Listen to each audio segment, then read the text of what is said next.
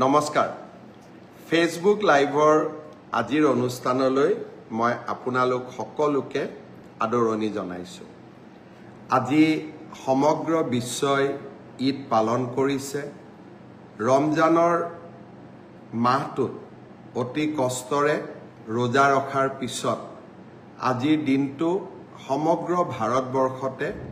ইছলাম ধৰ্মী লোকসকলে আনন্দ উৎসাহেৰে ঈদ উদযাপন কৰিছে। মই সকলো ইছলাম ধৰ্মী ৰাইজলৈ ঈদৰ বহুত শুভকামনা যাচিছো। যোৱাকালি আমাৰ আৰু এটা গুৰুত্বপূৰ্ণ দিন আছিল। এই দিনটোক ভাৰতবৰ্ষৰ মানুহে বা ভাৰতবৰ্ষৰ জনতাই হিন্দু নৱবৰ্ষ হিচাপে পালন কৰে। প্ৰতি বছৰৰে চৈত্ৰ শুক্ৰ প্ৰতিপদৰ দিনটোত আমাৰ হিন্দু সমাজে বিক্ৰম সম্ভাত বা হিন্দু নৱবৰ্ষ ৰূপে পালন কৰে। তাৰ কাৰণ হ'ল খ্ৰীষ্টপূৰ্ব 57 শতিকাত এই তিথিটোতে সম্ৰাট বিক্ৰমাদিত্যই সিংহাসনত আৰোহণ কৰিছিল। অসমবাসী আৰু ভাৰতৰ সনাতনী ৰাইজলৈও মই বহুত শুভকামনা যাচিছো। আজি মই বিশ্বনাথ চাৰিআলিত আছো আৰু বিশ্বনাথ চাৰিআলিত ক'ব গ'লে আজি এটা সুন্দৰ দিন অতিবাহিত কৰিলো। বহু দিনৰ পৰা মনত এটা আশা পুহি ৰাখিছিলো যে বিশ্বনাথ ঘাটৰ পৰা উমা তামনিলৈ যোৱা পথছোৱা বা ই এটা নদী দ্বীপ উমা তামনি, বিশ্বনাথ ঘাটৰ পৰা উমা তামনিলৈ আমি এটা ৰোপৱে বনাম। আৰ্কিঅলজিকেল সাৰ্ভে অফ ইণ্ডিয়া, বন বিভাগ সকলোৰে পৰা ক্লিয়াৰেন্স লওঁতে সময় লাগিলে, কিন্তু আজি আমি 60 কোটি টকা ব্যয়েৰে বিশ্বনাথ ঘাটৰ পৰা উমা তামনিলৈ যোৱা ৰোপৱেটোৰ আধাৰশিলা স্থাপন কৰিলো। আৰু মই বিশ্বাস কৰোঁ এবছৰৰ পৰা 18 মাহৰ ভিতৰত 60 কোটি টকা ব্যয়েৰে এই ৰোপৱেটোৰ নিৰ্মাণ কাৰ্য আমি সমাপন কৰিব পাৰিম। অসমৰ ই এটা দ্বিতীয় ৰোপৱে হ'ব গুৱাহাটী উত্তৰ গুৱাহাটীৰ পিছত। গুৱাহাটী উত্তৰ গুৱাহাটীৰ ৰোপৱেৰ লগতো মই জড়িত হৈ আছিলো। আজি আৰু এটা ৰোপৱে নিৰ্মাণৰ লগত জড়িত হ'বলৈ পাই সঁচাকৈয়ে মনত প্ৰাপ্তিৰ আনন্দ অনুভৱ কৰিলো। মোৰ মনত এটা ডাঙৰ ইচ্ছা আছে। খানাপাৰাৰ পৰা গুৱাহাটী বিমানবন্দৰলৈ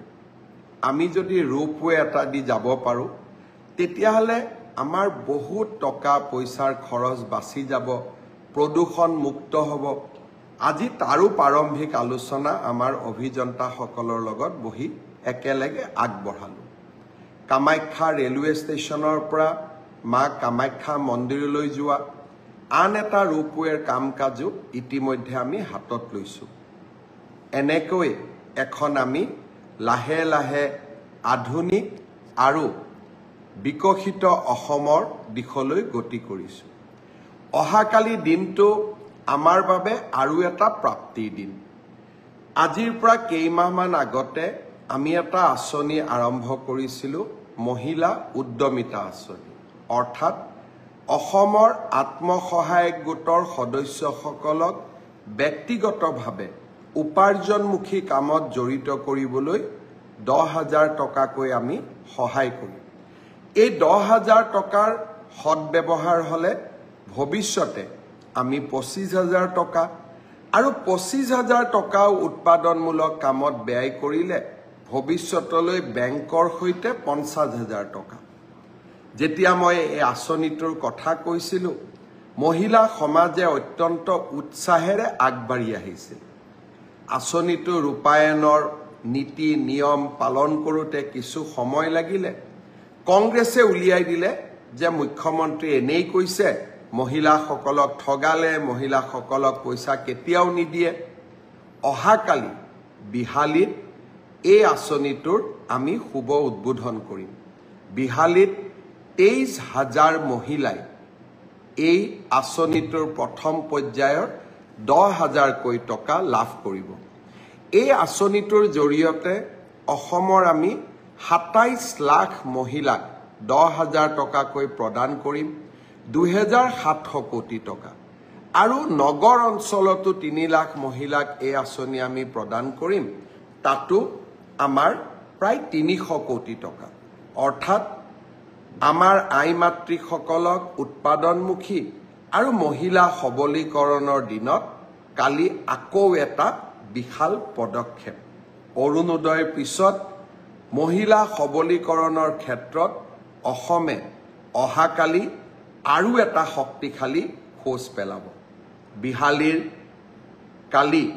সভাখনৰ বাবে নিশাটো অপেক্ষা কৰিম মই সকলো আই মাতৃসকলক শুভকামনা জনাইছো আজি গহপুৰলৈ গৈছিলো জিএনএম স্কুল এখনৰ শুভ উদ্বোধন হ'ল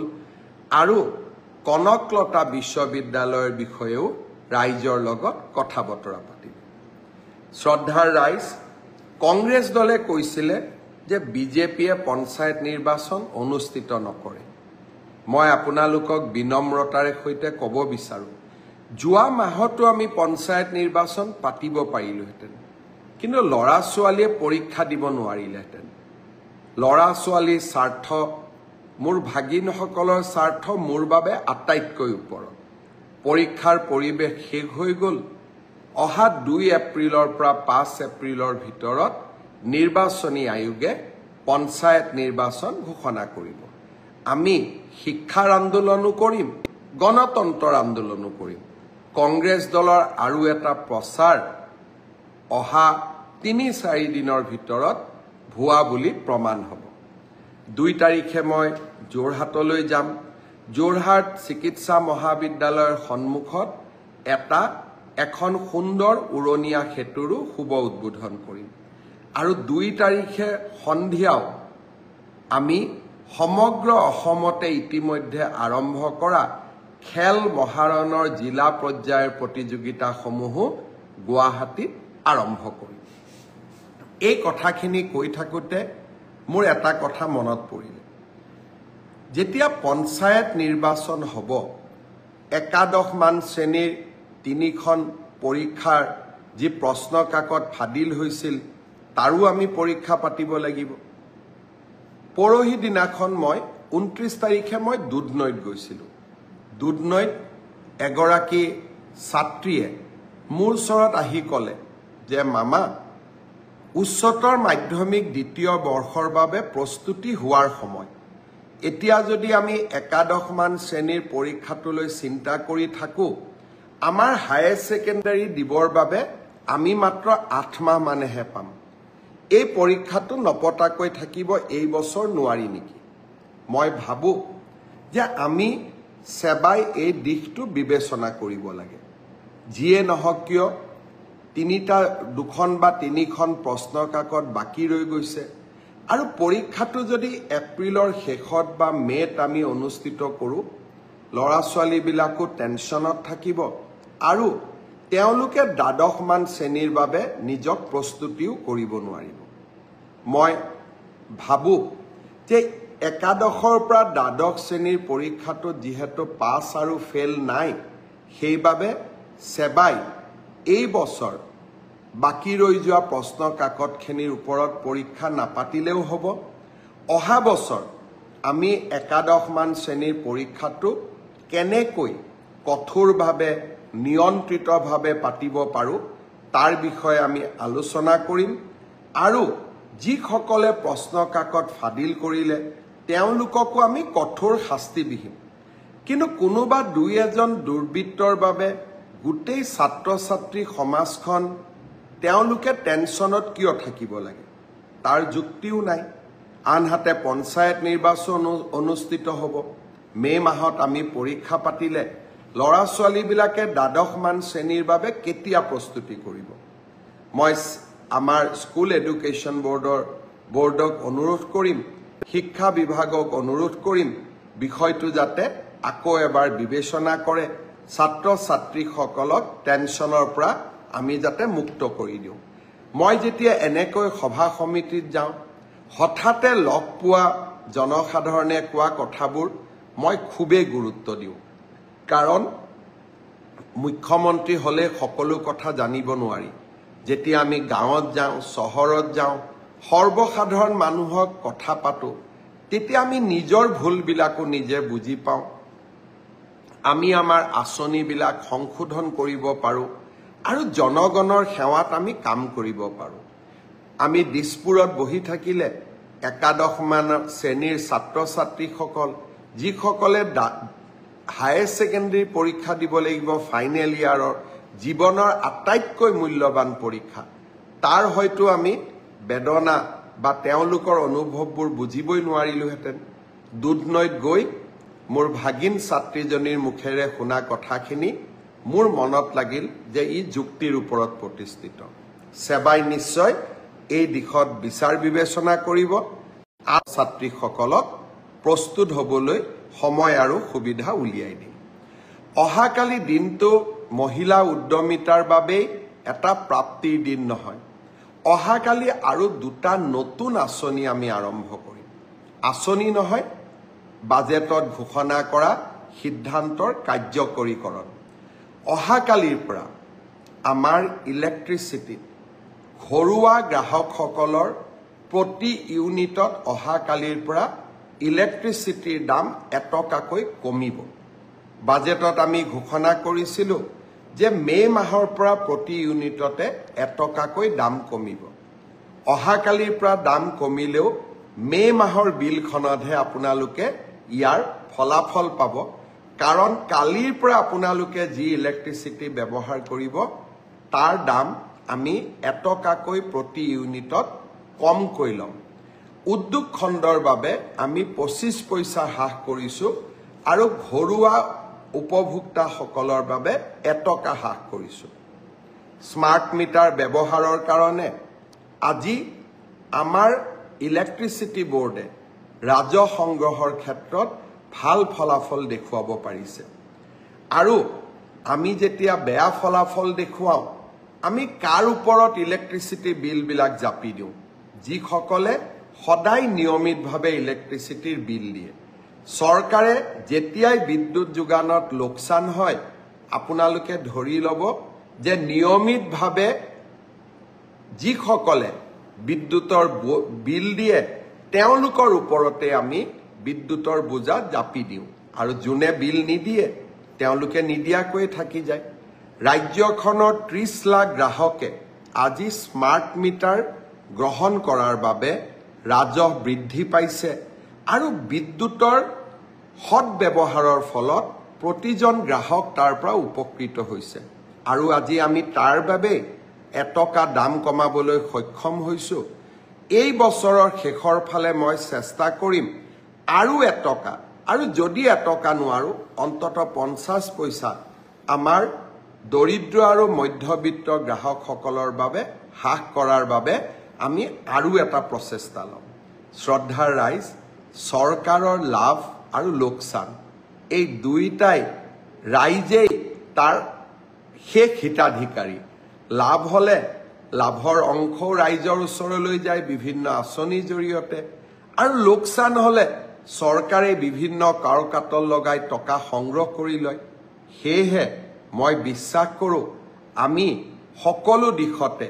আমি লাভত থাকিব লাগে প্ৰফিটত থাকিব লাগে যাতে আমি দৰিদ্ৰ আৰু মধ্যবিত্ত সমাজখনৰ পৰা তেওঁলোকৰ বোজাবিলাক আঁতৰাব পাৰোঁ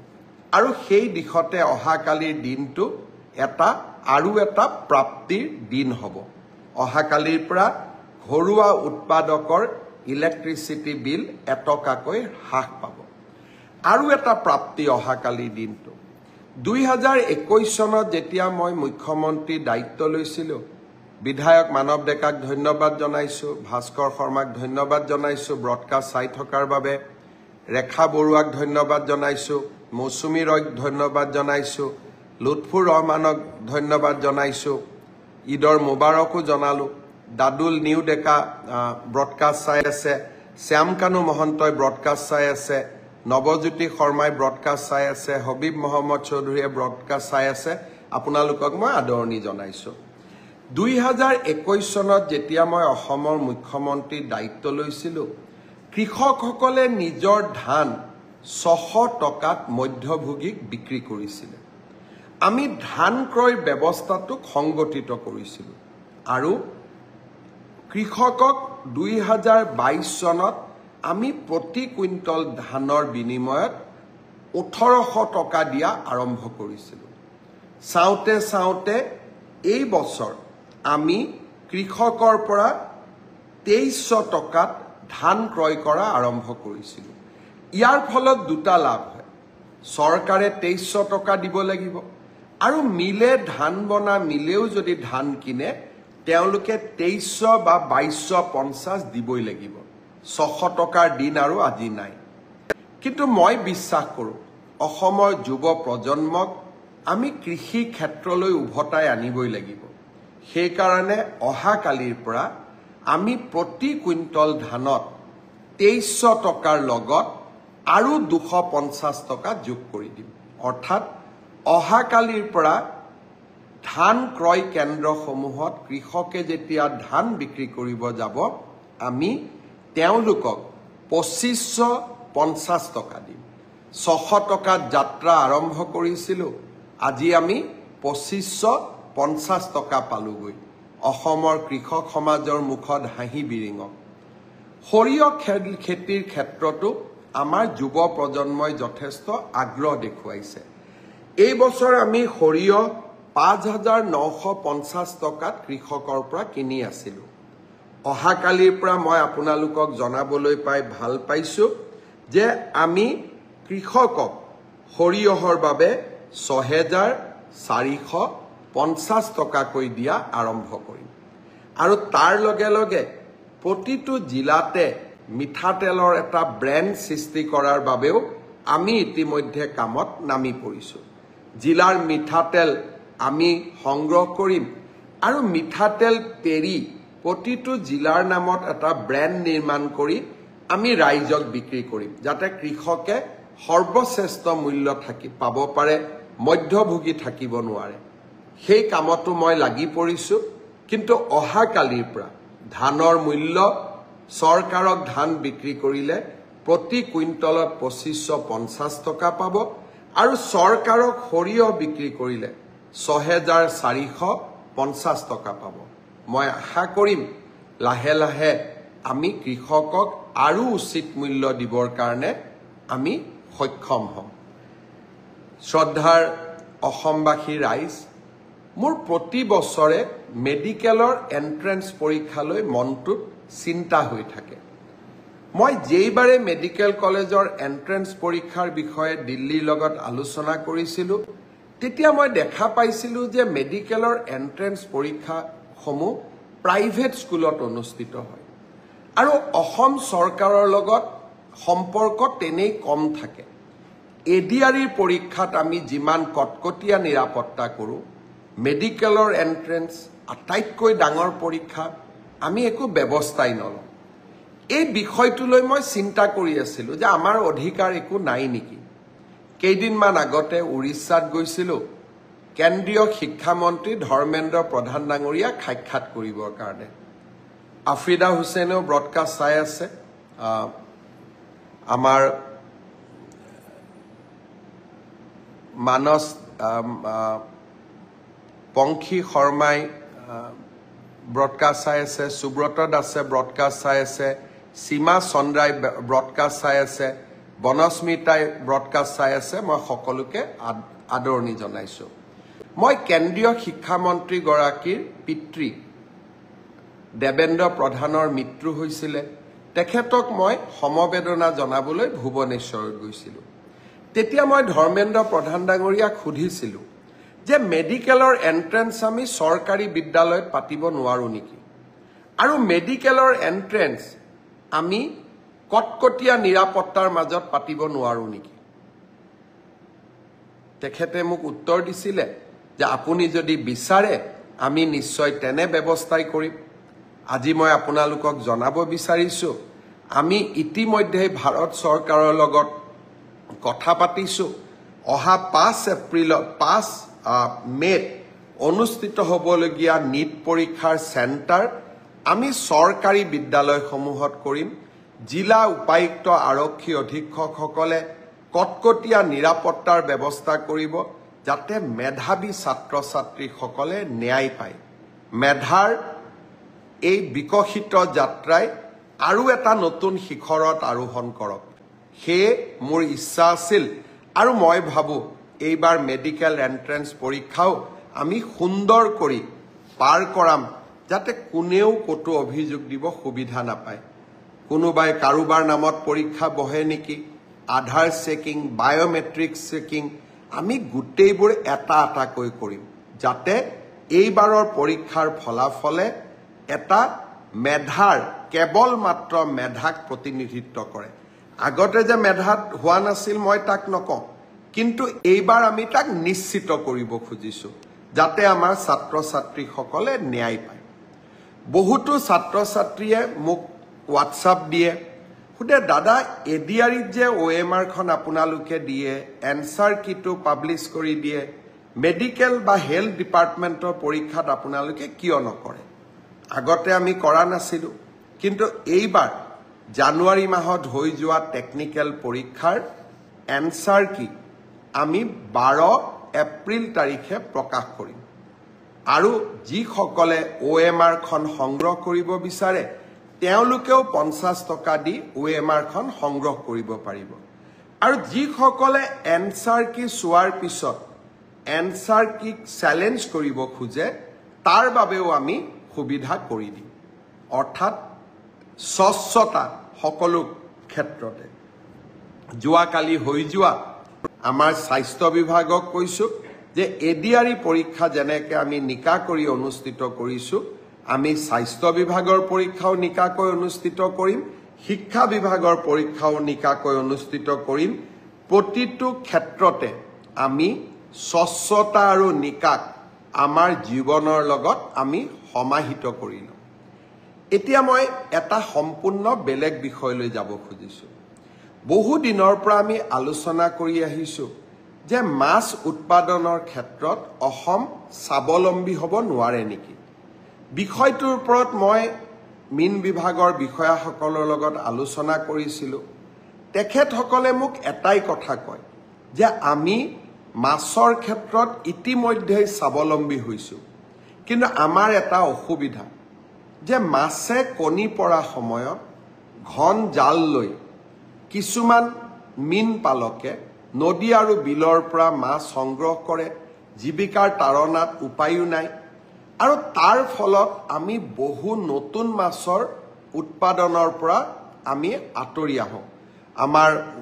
মন্ত্ৰী কৃষ্ণেন্দু পালু ইয়াত আমাৰ ব্ৰডকাষ্ট চাই আছে তেখেত মিন বিভাগৰ মন্ত্ৰী মই আদৰণি জনাইছো মিন বিভাগে মোক অনুৰোধ কৰিছিলে যে চৰকাৰে যদি এটা ব্যৱস্থা ল'ব পাৰে যে ঘন জালেৰে আমি যদি মাছ নধৰো অন্তত 1 এপ্ৰিলৰ পৰা 15 জুলাইলৈ আৰু কণী পৰা মাছ আমি যদি কেতিয়াও এইকেইটা সময়ত আমি নদী বা বিলত নধৰো তেতিয়ালে এই বছৰে অসম আমি মৎস্য উৎপাদনৰ ক্ষেত্ৰত সম্পূৰ্ণ স্বাৱলম্বী হ'ব পাৰিম মই খেতিয়ক ৰাইজক অনুৰোধ কৰিম 1 এপ্ৰিলৰ পৰা 15 জুলাইলৈকে আপোনালোকে ঘন জালেৰে মাছ নামাৰিব আৰু কোনোবা মাছ যদি আপোনালোকে জানে যে মাছটোৱে শুক্ৰ ধাৰণ কৰি আছে তেতিয়ালে সেই মাছ কেতিয়াও আপোনালোকে ঘন জালেৰে উলিয়াই আনিবৰ বাবে চেষ্টা নকৰিব মই আশা কৰোঁ 1 এপ্ৰিলৰ পৰা 15 জুলাইলৈকে যিসকলে আমি পাৰো আমি যদি মাছ নমৰাকৈ থাকো এইবাৰ মৎস্য সম্পদেৰে অসম উভয় নদী হৈ পৰিব মই আশা কৰোঁ এই দিশটো আমাৰ খেতিয়ক ৰাইজে চকু দিব আজি মই গহপুৰ আৰু বিশ্বনাথত আৰু কেইটামান কথা উল্লেখ কৰিছিলো যে এই বছৰৰ পৰাই আমি ৰেশন কাৰ্ডত চাউলৰ লগতে 1 কেজি চেনি 25 টকা বজাৰতকৈ কম দামত দিম আমি এই বছৰতে দালি 1 কেজিকৈ বজাৰতকৈ 25 টকা কম দামত আমি আমাৰ ৰাইজক যোগান ধৰিম আৰু নিমখো আমি 10 টকা কম দামত আমি যোগান ধৰিম আমাৰ ৰাজ্যত এনেকৈ দৰিদ্ৰ আৰু মধ্যবিত্ত সমাজখনক আমি বিভিন্ন আঁচনিৰে সহায় কৰিব খোজো অজয় ডিফুচাক মই আদৰণি জনাইছো দীপিকা পেগুক মই আদৰণি জনাইছো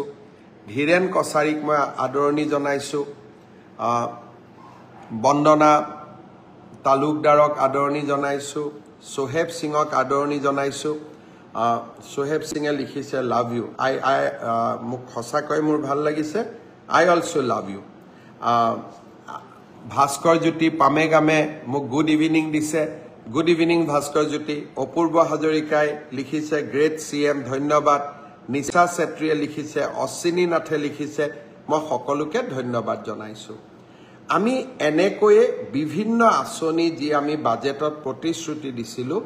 প্ৰত্যেকটো আঁচনি ৰূপায়ণৰ বাবে আমি আগবাঢ়ি যাম আৰু প্ৰত্যেকটো আঁচনি আমি ৰূপায়ণ কৰিম অহাকালি বিহালীত আকৌ এবাৰ সকলোকে লগ পাম এডিআৰই পৰীক্ষাৰ অৰেল এক্সামিনেশ্যনৰ ডেটটো মই আপোনালোকক খুব সোনকালে অৱগত কৰিম তাৰো প্ৰস্তুতি আমি সম্পূৰ্ণ কৰিছো মই বিশ্বাস কৰো যে সকলোৰে এনে সমূহীয়া প্ৰচেষ্টাত আমি আগবাঢ়ি গৈ থাকিম দুৰন্ত গতিত অসমৰ অনিৰুদ্ধ যাত্ৰা সদায় অব্যাহত থাকিব আৰু সকলো ৰাইজক লগত লৈ আমি এখন নতুন অসম নিৰ্মাণ কৰিম ফেসবুক লাইভত আৰু আজিলৈকে ইমানতে সামৰিব খুজিছো আজি নিশা বিশ্বনাথ চাৰিআলিত কটাম অহাকালি বিহালী আৰু সতিয়া সমষ্টিটো যাম অৱশ্যে আজিকালি সতিয়াক আমি নদুৱাৰ সমষ্টি ৰূপে জানো অহাকালি মই নদুৱাৰতো যাম আৰু পৰহি দিনাখন জোৰহাটলৈ যাম তাৰ পিছতে পঞ্চায়ত নিৰ্বাচন 2 তাৰিখে ৰাভা হাছঙৰ নিৰ্বাচন অনুষ্ঠিত হ'ব শান্তিপূৰ্ণভাৱে নিৰ্বাচন অনুষ্ঠিত হওক সকলোকে শুভেচ্ছা জনাইছো পুনৰ এবাৰ আপোনালোকক ধন্যবাদ জনাই ফেসবুক লাইভ সামৰণি মাৰিছো ধন্যবাদ জয় হিন্দ বন্দে মাতৰম শুভৰাত্ৰি